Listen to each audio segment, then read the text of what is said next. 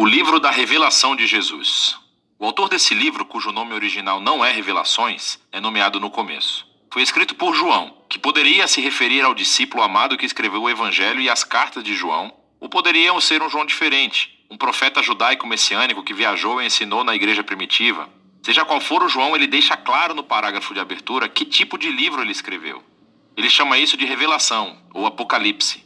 A palavra grega é apocalipsis, e se refere a um tipo de literatura muito conhecida dos leitores de João, proveniente de escrituras hebraicas e de outros textos judaicos populares.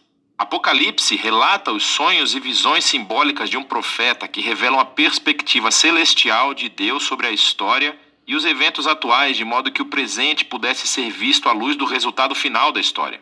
E João diz que esse Apocalipse é uma profecia, o que significa que é uma palavra de Deus falada através de um profeta ao povo de Deus, geralmente para avisá-los ou confortá-los em tempos de crise. Ao chamar esse livro de profecia, João diz que é a tradição dos profetas bíblicos e leva sua mensagem ao clímax.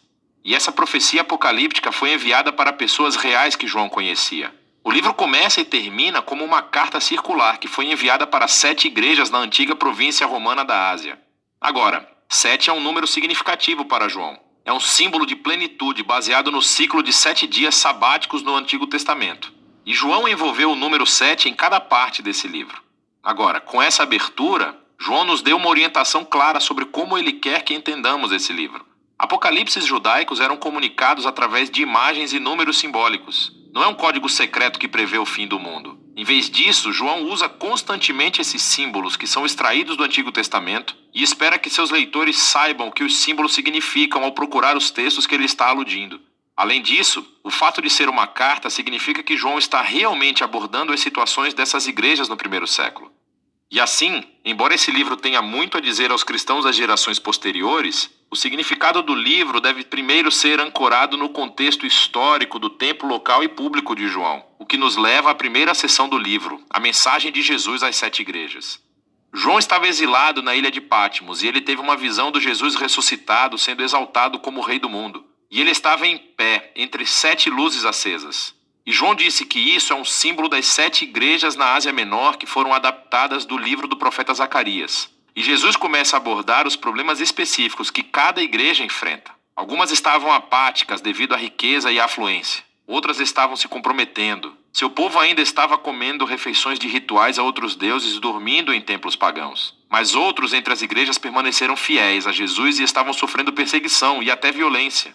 E Jesus avisa que as coisas vão piorar. Há uma tribulação sobre as igrejas que as forçará a escolher entre o comprometimento ou a fidelidade. Na época de João, o assassinato de cristãos pelo imperador romano Nero tinha passado e a perseguição aos cristãos pelo imperador Domiciano provavelmente estavam em andamento. E assim, a tentação era negar a Jesus, seja para evitar a perseguição ou simplesmente para se juntar ao espírito da era romana. Jesus os chama de volta à fidelidade para que eles possam superar, ou literalmente, conquistar. E Jesus promete uma recompensa para todos os que conquistarem. Cada recompensa é tirada diretamente da visão final do livro sobre o casamento do céu e a terra. E assim, essa sessão de abertura estabelece a tensão da trama principal que conduzirá ao enredo nesse livro. Será que o povo de Jesus aguentará? Será que eles herdarão o novo mundo que Deus lhes reservou? E por que a fidelidade a Jesus é descrita como conquistadora? O resto do livro é a resposta de João. Depois disso, João tem uma visão da sala celestial do trono de Deus e a descreve com imagens tiradas de muitos profetas do Antigo Testamento. Deus possui criaturas e anciãos ao seu redor que representam toda a criação e as nações humanas.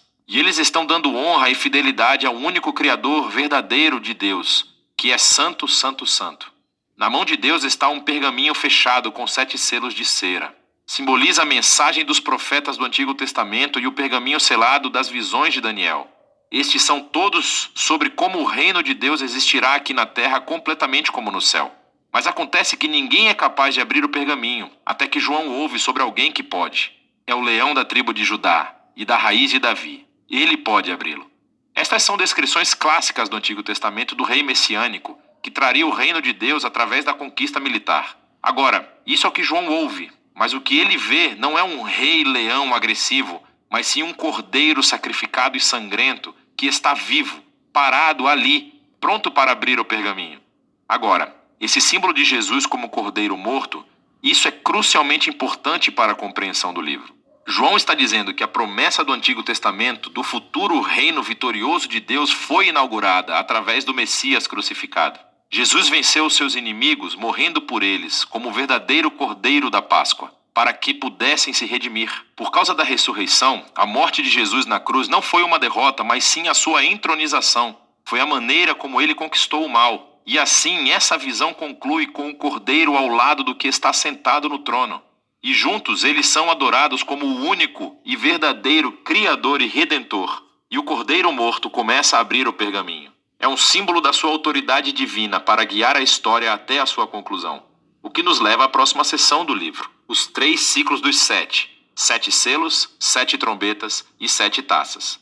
E cada ciclo relata o reino e a justiça de Deus vindo aqui na terra como no céu. Agora, algumas pessoas pensam que os 3 conjuntos de 7 juízos divinos representam uma sequência literal e linear de eventos que aconteceram no passado ou poderiam estar acontecendo agora, ou ainda acontecerão no futuro quando Jesus voltar. Mas observe como João uniu todos os 7. As últimas 7 taças saem da 7ª trombeta e do 7º selo. E as 7 trombetas emergem do 7º selo, como as bonecas matrioscas, cada 7ª continha as próximas 7. Observe também como cada uma das séries de 7 culmina no juízo final e elas têm conclusões correspondentes. Portanto, é mais provável que João esteja usando cada conjunto de 7 para descrever o mesmo período de tempo entre a ressurreição de Jesus e o futuro retorno, de 3 perspectivas diferentes. Então o Cordeiro morto começa a abrir os primeiros 4 selos do pergaminho. E João vê 4 cavaleiros. É uma imagem do livro de Zacarias, capítulo 1. E eles simbolizam os tempos de guerra, conquista, fome e morte. Em outras palavras, um dia tragicamente normal na história humana. Então, o 5º selo descreve os mártires cristãos assassinados diante do trono celestial de Deus. E o grito de seu sangue inocente sobe diante de Deus como fumaça do altar do incenso. E eles são instruídos a descansar, porque mais cristãos ainda estão para morrer. Não nos disseram o porquê, mas nos dizem que não durará para sempre. O 6º selo é a resposta final de Deus ao seu grito. Ele traz o grande dia do Senhor, que foi descrito em Isaías e em Joel. E as pessoas da terra gritam: quem é capaz de suportar? Então, de repente, João faz um intervalo para responder essa pergunta. João vê um anjo com um anel de sinete vindo para tocar uma marca de proteção nos servos de Deus que estão suportando toda essa dificuldade. E ele ouve o número daqueles que são selados, 144 mil. É um censo militar como o do livro de Números, capítulo 1. Existem 12 mil de cada uma das 12 tribos de Israel. Agora, preste atenção. O número desse exército é o que João ouviu, assim como ele ouviu sobre o leão conquistador de Judá. Mas em ambos os casos, o que ele viu então foi o surpreendente cumprimento daquelas imagens militares em Jesus, o Cordeiro morto. Então, quando ele vê esse exército messiânico do reino de Deus, é composto de pessoas de todas as nações, cumprindo a antiga promessa de Deus a Abraão. É esse exército multiétnico do Cordeiro que pode estar diante de Deus, porque eles foram redimidos pelo sangue do Cordeiro. E agora eles são chamados para conquistar, não matando seus inimigos, mas sim sofrendo e testemunhando como o Cordeiro. Depois disso, o 7º e último selo é quebrado. Mas antes que o pergaminho seja aberto, as 7 trombetas de advertência emergem e o fogo é tirado do altar do incenso. Simboliza o grito dos mártires e é lançado na terra, trazendo o dia do Senhor à sua conclusão. Agora, com as 7 trombetas, João recua e reconta a história novamente, dessa vez com imagens da história do Êxodo. Assim, as primeiras 5 explosões de trombeta repetem a praga enviada ao Egito. Então a 6ª trombeta solta os 4 cavaleiros que vieram dos primeiros 4 selos. Mas então, João nos diz que apesar de todas essas pragas, as nações não se arrependeram, assim como o faraó não fez na história do Êxodo. Assim, parece que o julgamento de Deus não fará com que as pessoas se arrependam antecipadamente. Então João pausa a ação novamente com um outro intervalo. Um anjo traz o pergaminho não selado, que foi aberto pelo Cordeiro. E assim como Ezequiel, João é instruído a comer o pergaminho e depois proclamar a sua mensagem às nações. Finalmente, o pergaminho do Cordeiro está aberto e agora vamos descobrir como o reino de Deus virá aqui na terra. O conteúdo do pergaminho é escrito em 2 visões simbólicas. Primeiro, João vê o templo de Deus e os mártires junto ao altar, e é instruído a medir e separá-los. É uma imagem da proteção tirada de Zacarias, capítulo 2. Mas então, as cortes externas da cidade são excluídas e são pisoteadas pelas nações. Agora, alguns pensam que isso se refere literalmente a uma destruição de Jerusalém, que aconteceu no passado ou que acontecerá no futuro. Mas é mais provável que João esteja seguindo a tradição de Jesus e dos apóstolos, que usaram o novo templo como um símbolo para o novo povo da aliança de Deus. Nesse caso, esta é uma imagem como os seguidores de Jesus podem sofrer perseguição pelas nações, mas essa derrota externa não pode tirar sua vitória através do Cordeiro. Essa ideia é expandida na segunda visão do pergaminho. Deus nomeia duas testemunhas como representantes proféticos para as nações. Mais uma vez, algumas pessoas pensam que isso se refere literalmente a dois profetas que aparecerão um dia no futuro. Mas João os chama de castiçais, que é um de seus símbolos claros para as igrejas. Portanto, essa visão é mais provável sob o papel profético dos seguidores de Jesus que devem assumir o manto de Moisés e Elias e chamar nações e governantes idólatras para retornarem ao único e verdadeiro Deus. Mas de repente uma fera horrível aparece. Lembre-se de Daniel capítulo 7. E a fera conquista as testemunhas e as mata. Mas então, Deus as traz de volta à vida e vindica as testemunhas diante de seus perseguidores. E o resultado final é que muitos entre as nações finalmente se arrependem e dão glória ao Deus Criador no dia do Senhor. Agora pare. Pense nas histórias até agora. As advertências de Deus através dos selos e através das trombetas não geraram arrependimento entre as nações, assim como as pragas do Êxodo apenas endureceram o coração do faraó. Mas o Cordeiro conquistou os seus inimigos, amando-os, morrendo por eles. E agora, a mensagem do pergaminho do Cordeiro revela a missão de seu exército, a igreja. O reino de Deus será revelado quando a nação ver a igreja imitando o sacrifício amoroso do Cordeiro, não matando seus inimigos, mas sim morrendo por eles. É a misericórdia de Deus mostrada através dos seguidores de Jesus que levará as nações ao arrependimento. E essa afirmação surpreendente é a mensagem do pergaminho aberto que João colocou no centro exato de todo o livro. Depois disso, a última trombeta soa e as nações são abaladas quando o reino de Deus vem aqui na terra, como no céu. Então, agora sabemos como a igreja dará testemunho das nações e herdará a nova criação. Mas quem foi aquele animal terrível que travou guerra contra o povo de Deus e como se desenrolará toda a história? João nos dirá isso na segunda metade do livro de Apocalipse. Revelação de Jesus dada a João o profeta. No primeiro vídeo exploramos como João compôs essa profecia apocalíptica como uma carta circular enviada a 7 igrejas na Ásia Menor, para desafiar e confortar esses cristãos que sofriam de apatia e perseguição sob o Império Romano. Também encontramos o principal símbolo de João para Jesus, o Cordeiro morto que conquistou seus inimigos morrendo por eles. Ele é quem abre o pergaminho contendo os propósitos de Deus para trazer o seu reino na terra como no céu. A abertura do pergaminho trouxe juízos de advertência, como as pragas do Egito. E como o faraó, as nações não se arrependeram. E então João introduziu o exército multiétnico do Cordeiro. E o pergaminho aberto revelou a sua missão estranha. É seguir o Cordeiro, dando testemunho da justiça e misericórdia de Deus perante as nações bestiais, mesmo que isso os mate. E eles conquistarão a besta, dando a sua vida, tal como o Cordeiro fez, e isso levará as nações ao arrependimento. No restante do livro, João completará seu retrato dessa besta e a sua guerra contra o povo de Deus e como toda a história termina. Após as 7 trombetas, João interrompe a batida de tambores das 7 com uma série de visões que ele chama de sinais. A palavra significa literalmente símbolos, e esses capítulos estão cheios deles. Essas visões exploram a mensagem do pergaminho aberto com maior profundidade. A primeira revela a batalha espiritual cósmica que está por trás do sofrimento das 7 igrejas sob perseguição romana. É uma manifestação desse antigo conflito que começou em Gênesis capítulo 3. A serpente, que representa a fonte de todo o mal, é descrita aqui como um dragão. Ataca uma mulher e a sua semente. Eles representam o Messias e o seu povo. Então, o Messias derrota o dragão através de sua morte e ressurreição e é lançado à terra. Lá o dragão inspira o ódio e a perseguição do povo do Messias. Mas eles vão conquistar o dragão resistindo à sua influência, mesmo que isso os mate. João está tentando mostrar às igrejas que nem Roma, nem nenhuma outra nação ou humano é o verdadeiro inimigo. Há poderes espirituais obscuros em ação, e os seguidores de Jesus anunciarão a vitória de Jesus, permanecendo fiéis e amando seus inimigos como o Cordeiro morto. A próxima visão de João reconta a história do mesmo conflito, mas dessa vez no simbolismo terreno das visões animais de Daniel. João vê 2 animais empoderados pelo dragão. Um deles representa o poder militar nacional que conquista através da violência. A outra besta simboliza a máquina de propaganda econômica que exalta esse poder como divino. E essas bestas demandam fidelidade total das nações, e isso é simbolizado por levar a marca da besta e o seu número, 666, na testa ou na mão.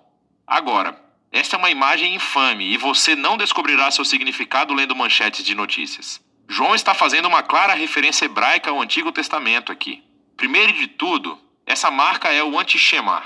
A escrita na testa e na mão é uma referência clara ao Shema, uma antiga oração judaica de fidelidade a Deus encontrada no livro de Deuteronômio. Essa oração também foi escrita na testa e na mão como um símbolo de dedicar todos os seus pensamentos e ações ao único Deus verdadeiro. Mas agora, as nações rebeldes exigem a sua própria fidelidade e forçam todos a decidir quem eles seguirão. Depois, há o número da besta que fascina os leitores há milhares de anos. Mas isso não era um mistério para João. Ele falava hebraico e grego, e as letras hebraicas também eram números. Se você soletrar as palavras gregas Nero, César e a palavra besta em hebraico, cada uma delas equivale a 666. Agora, João não está dizendo que Nero foi o único cumprimento dessa visão. Nero é apenas um exemplo recente do padrão antigo estabelecido por Daniel, que as nações se tornam bestas quando exaltam seu próprio poder e segurança econômica como um falso Deus e exigem fidelidade total. Então, a Babilônia era a besta na época de Daniel. Mas isso foi seguido pela Pérsia, seguido pela Grécia, e agora nos dias de João, Roma. E assim por diante para qualquer nação posterior que age da mesma maneira. Em oposto às nações bestiais e o dragão está outro rei, o Cordeiro Morto. Ele está com seu exército, que deu sua vida para segui-lo. E da Nova Jerusalém, seu cântico de vitória vai para as nações, naquilo que João chama de Evangelho Eterno. Eles chamam todos a se arrependerem e adorarem a Deus e saírem da Babilônia que cairá. Os seus dias estão contados. Então, João tem uma visão do juízo final. É simbolizado por duas colheitas. Uma é boa colheita de grãos, com o Rei Jesus vindo para reunir o seu povo fiel para si mesmo. A outra é uma colheita de uvas para vinho. Representa a intoxicação da humanidade com o mal. Elas são levadas para a espremedeira e esmagadas. Agora, ao longo de todas essas visões de sinais, João faz uma dura escolha diante das 7 igrejas. Elas resistirão à atração da Babilônia e seguirão o Cordeiro? Ou seguirão a besta e sofrerão sua derrota? Agora que a escolha é clara, João repete um ciclo final de 7 juízos divinos, simbolizado como o derramamento de 7 taças. Sabemos pelo pergaminho do Cordeiro e das visões de sinais que muitos entre as nações se arrependem. Mas, como as pragas do Êxodo são repetidas e derramadas pelas taças, há muitas pessoas que não se arrependem. Elas resistem e amaldiçoam a Deus como fez Faraó. E assim, tudo leva à 6ª taça, com o dragão e a besta. Eles reúnem as nações para fazer guerra contra o povo de Deus em um lugar chamado Armagedon. Isso se refere a uma planície no norte de Israel, onde muitas batalhas foram travadas por Israel contra nações invasoras. E algumas pessoas pensam que essa 6ª taça se refere a uma futura batalha. Outras pessoas acham que é uma metáfora do juízo final de Deus sobre o mal. De qualquer maneira, João claramente usou as ideias do livro de Ezequiel sobre a batalha de Deus com Gog. Gog era o símbolo de Ezequiel das nações rebeldes reunidas diante de Deus para enfrentar seu juízo. E é isso que vem na 7ª taça. É a 4ª e a última representação do dia do Senhor, quando o mal é derrotado entre as nações de uma vez por todas. Agora, João desembrulhou completamente a mensagem do pergaminho não selado do Cordeiro. E agora ele volta para expandir 3 temas-chave que foram apresentados anteriormente: a queda da Babilônia, a batalha final para derrotar o mal e a chegada da Nova Jerusalém. E cada um deles explora a vinda final do reino de Deus de um ângulo diferente. Então, primeiro, a queda da Babilônia. Um anjo mostra a João uma mulher deslumbrante que está vestida como uma rainha, mas ela está bêbada com o sangue dos mártires e de todas as pessoas inocentes. Ela está montando a besta dragão que estava nas visões e nos sinais. É um símbolo das nações rebeldes. Ela é chamada de Babilônia, a prostituta. Os símbolos detalhados dessa visão seriam muito claros para os primeiros leitores de João. Ele está personificando o poder militar e econômico do Império Romano, mas também está fazendo mais. Nessa visão, João misturou palavras e imagens de cada passagem do Antigo Testamento sobre a queda da antiga Babilônia, Tiro e Edom. João está mostrando como Roma é simplesmente a mais nova versão do arquétipo da humanidade do Antigo Testamento em rebelião contra Deus. Eles se juntam e formam nações que exaltam sua própria segurança econômica e militar em um falso Deus. E isso não é algo limitado ao passado ou ao futuro. É um retrato da condição humana ao longo da história. E os babilônicos irão e virão até o dia em que Jesus voltar para substituir a Babilônia com seu reino.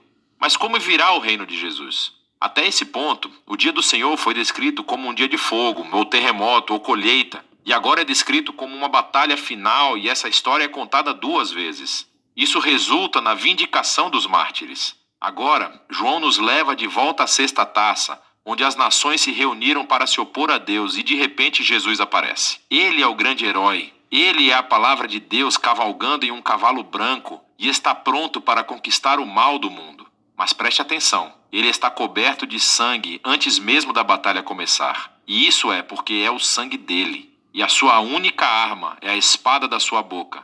É uma imagem adaptada de Isaías. João está nos dizendo que o Armagedon não será um banho de sangue. Pelo contrário, o mesmo Jesus que derramou seu próprio sangue por seus inimigos, agora vem proclamando a justiça. Ele responsabilizará aqueles que se recusarem a se arrepender das maneiras como participam da ruína do mundo bom de Deus. E o fogo infernal destrutivo que eles desencadearam no mundo de Deus se torna justamente seu próprio destino designado por Deus. Depois disso, João vê uma visão dos seguidores de Jesus que foram assassinados pela Babilônia. E eles são trazidos de volta à vida e reinarão com o Messias por 1000 anos. Então, depois disso, o dragão que inspirou a rebelião da humanidade contra Deus reúne as nações do mundo para se rebelarem contra o reino de Deus, mas, diante do trono do juízo de Deus, todos enfrentam as consequências da eterna derrota. E assim, as forças do mal espiritual e todos que não querem participar do reino de Deus são destruídos. Eles recebem o que querem, existir por si mesmos e para si mesmos. E assim, o dragão e a Babilônia e todos os que escolhem ficam eternamente em quarentena, nunca mais capazes de corromper a nova criação de Deus. Agora, há muito debate sobre a relação dos 1000 anos para essas duas batalhas. Há quem pense que se refere a uma sequência cronológica literal. O retorno de Jesus, seguido por um reino de 1000 anos na terra chamado de milênio, seguido pelo juízo final de Deus. Outras pessoas pensam que os 1000 anos são um símbolo da vitória atual de Jesus e dos mártires sobre o mal espiritual e que as duas batalhas retratam o retorno futuro de Jesus de 2 ângulos diferentes. Qualquer que seja o ponto de vista, o objetivo principal é claro. Quando Jesus voltar como rei, ele lidará com o mal para sempre e justificará aqueles que lhe foram fiéis. O livro conclui com uma visão final do casamento do céu e da terra. Um anjo mostra a João uma noiva deslumbrante que simboliza a nova criação que veio para se juntar a Deus e ao seu povo da aliança para sempre. Deus anuncia que ele veio para viver com a humanidade para sempre e que ele está fazendo todas as coisas novas. A visão de João aqui é um caleidoscópio de promessas do Antigo Testamento. Esse lugar é um novo céu e terra, uma criação restaurada que é curada da dor e do mal da história humana. É também um novo jardim do Éden, o paraíso da vida eterna com Deus. Mas não é simplesmente um retorno ao jardim. É um passo em frente para uma nova Jerusalém. Uma grande cidade onde as culturas humanas e toda a sua diversidade trabalham juntas em paz e harmonia diante de Deus. E na mais surpreendente reviravolta de todas, não há construção de templo na nova criação, porque a presença de Deus e do Cordeiro, que antes era limitada ao templo, agora permeia cada centímetro quadrado do novo mundo. E há uma nova humanidade cumprindo o chamado colocado sobre eles desde a primeira página da Bíblia para governar o mundo como a imagem de Deus, para partilharem no trabalho de Deus e levar essa criação a um território novo e inexplorado. E assim termina o Apocalipse de João e o enredo épico de toda a Bíblia. João não escreve esse livro como um código secreto para você decifrar o calendário da vinda de Jesus. É uma visão simbólica que trouxe esperança e desafio às 7 igrejas do primeiro século e a cada geração de cristãos desde então. Ela revela o padrão da história e a promessa de Deus de que todo o reino humano eventualmente se torna a Babilônia e deve ser resistida no poder do Cordeiro morto. Mas há uma promessa de que Jesus, que amou e morreu por esse mundo, não permitirá que a Babilônia fique incontida. Ele retornará um dia para remover o mal do seu mundo bom e tornar todas as coisas novas. E essa é uma promessa que deve motivar a fidelidade em todas as gerações do povo de Deus até que o rei retorne. É disso que se trata o livro de Apocalipse.